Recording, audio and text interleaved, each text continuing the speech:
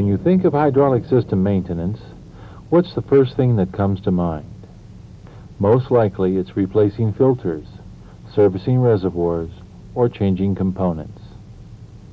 Well, the hydraulic system's pieces and parts that need the most attention aren't components and filters. They're lines, B-nuts, O-rings, and seals. We'll break down 100 hydraulic system problems that Continental Airlines experienced with its A300 fleet. 16 of the problems will have to do with indicators and pressure-operated switches. 11 problems will be caused by system servicing difficulties. 11 more of them will be component failures caused by mechanical breakage. 24 of them will be component failures caused by internal leakage.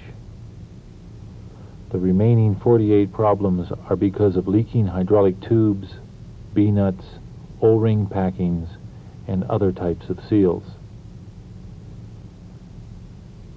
That means that 48 of every 100 hydraulic system problems are caused by a simple plumbing failure. However, these problems cause the greatest number of flight delays and cancellations. These simple plumbing problems can also be real hard to fix if you don't know the basic hydraulic plumbing rules. If you don't work carefully and follow these rules, your work may be the cause of the next hydraulic leak that delays or cancels a flight. Let's look at these basic hydraulic plumbing rules. Always work clean in cap-open lines. Contamination that gets into a system or collects on sealing surfaces can cause leaks, internal and external. Hydraulic fluid itself is a contaminant. It can eat paint and decals. When hydraulic fluid is allowed to penetrate a composite structure, it will attack the core material and reduce it to mush. Once a composite assembly has been attacked, its structural integrity will be lost.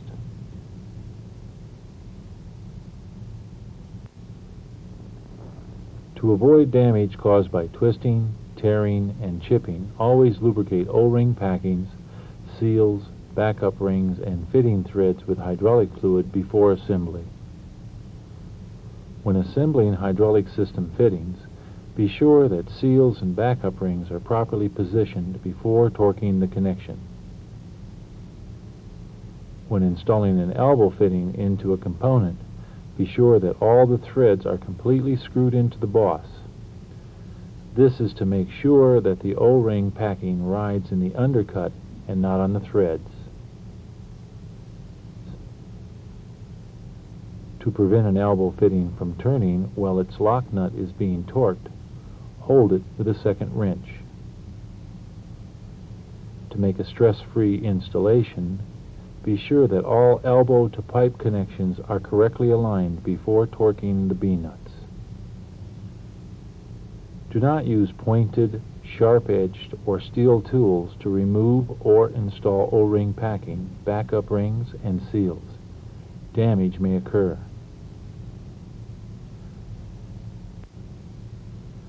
Never reinstall used O-ring packings or seals.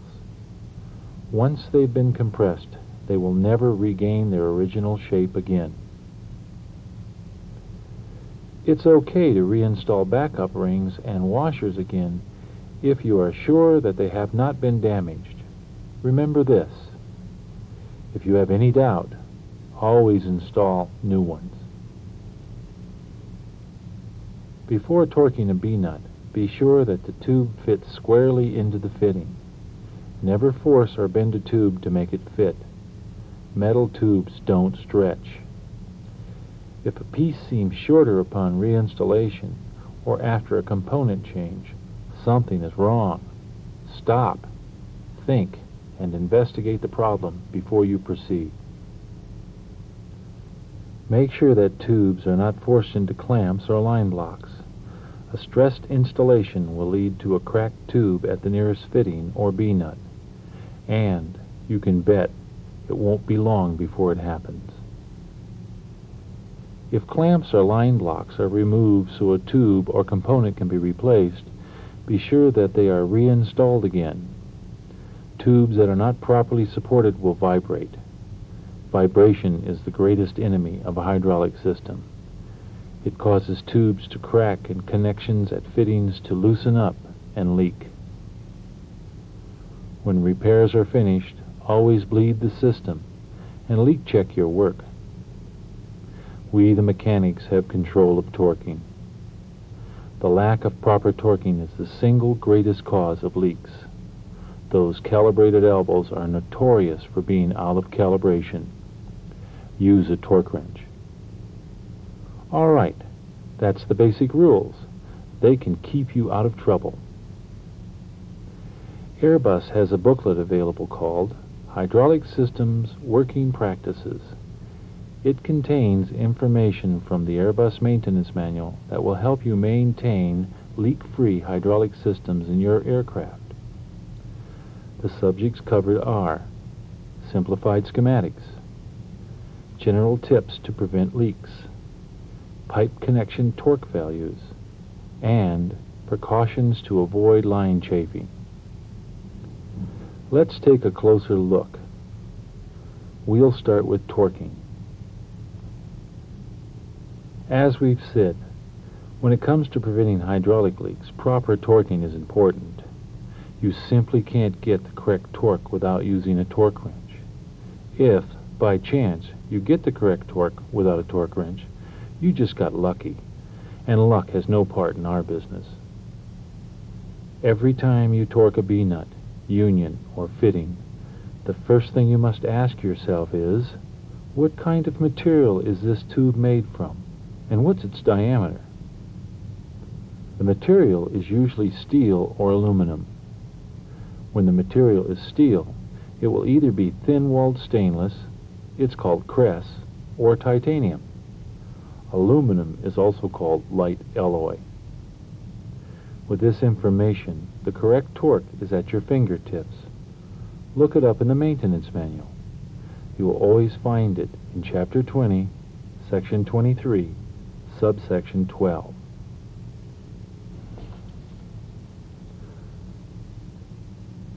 The tables or charts are laid out according to the pipe diameter and the type of material used to manufacture the pipe.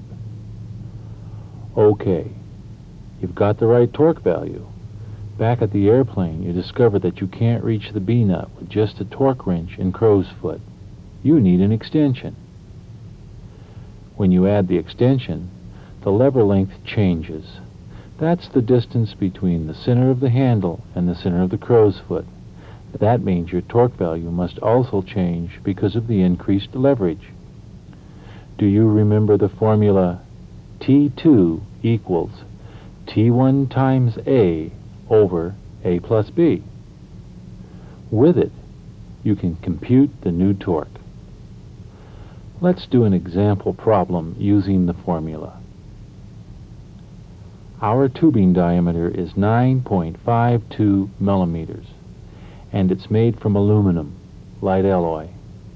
The chart states that the torque range is 1.8 to 2.0. If we were working in pounds rather than metrics, we would use the numbers in parentheses.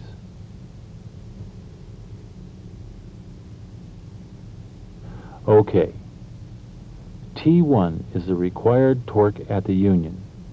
It's 2.0, which is the upper limit of our acceptable torque range. A is the lever length of the torque wrench. It's 300 millimeters.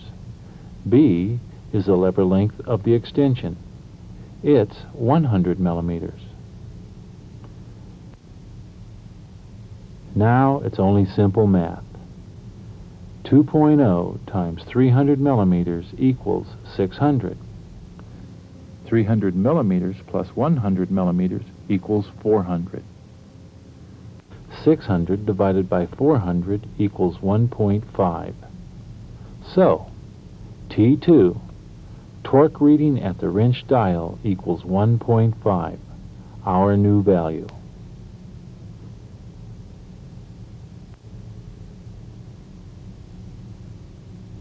Let's say you were working with a torque wrench that reads in inch-pounds of torque. Then, if T1 equals 14 foot-pounds of torque, T2 will equal 10.5 foot-pounds. One more math step is required to convert the 10.5 foot-pound reading into an inch-pound reading. Multiply 10.5 times 12 inches. The new reading will be 126 inch-pounds. If you don't use a torque wrench, one of two things will happen. If the tubing is steel, the B-nut will be under-torqued. If the tubing is aluminum, it will be over-torqued. Studies by the manufacturers and the airlines have proven this to be true. Under-torqued steel leaks, but over-torqued aluminum cracks, compresses, and fails. Look the torque up in the AIRBUS maintenance manual. It's the only way a professional works. The Hydraulic Systems Working Practices booklet also has information in it about torquing hydraulic tubes and torque values. Remember, this booklet is only a quick reference guide and is not regularly updated. The AIRBUS maintenance manual is always the final reference document. If a B-nut or a connection at a component is found to be leaking, it must be disconnected and inspected for damage. The tube may be cracked or worn because of vibration. Whenever a connection with an O-ring packing is disconnected, always replace it. O-rings compress and harden with age. If you should ever come across a leather backup ring, be sure you replace it with an equivalent one made of Teflon. If a tool is necessary to remove or install a seal, use one made of brass or a similar material. Remember, hard, sharp-edged tools can damage seals and sealing surfaces. Alignment of hydraulic tubes. You'd think that was automatic. When an airplane is designed, the component positions are determined and the tubing is formed to make all the connections. Unfortunately, tubing cannot always be formed to make a connection. The turn may be too tight or structure may be in the way. When this happens, an elbow fitting must be installed, and we are responsible for its alignment. You can find elbows on components, at bulkheads, and in other tight locations. When installing an elbow, be sure you screw it in until it's at the proper depth. If it makes a connection between a tube and a component, remember, the O-ring must ride in the undercut designed for that purpose. Once you have gotten the proper depth, turn the elbow until it aligns with the tube. Now tighten the B-nut with your fingers. Hold the elbow with a wrench and torque the lock nut. After that, check the alignment with the tube by turning the B-nut with your fingers. If it doesn't bind, you've got it right. Now torque the B-nut and you'll have a properly torqued, stress-free connection. Stress. To create a stress-free tubing installation, there are 4 steps. Position the tube with the clamps loose.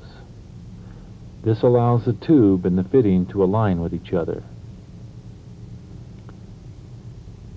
Align the tube and the fitting by hand and bottom the tube in the fitting.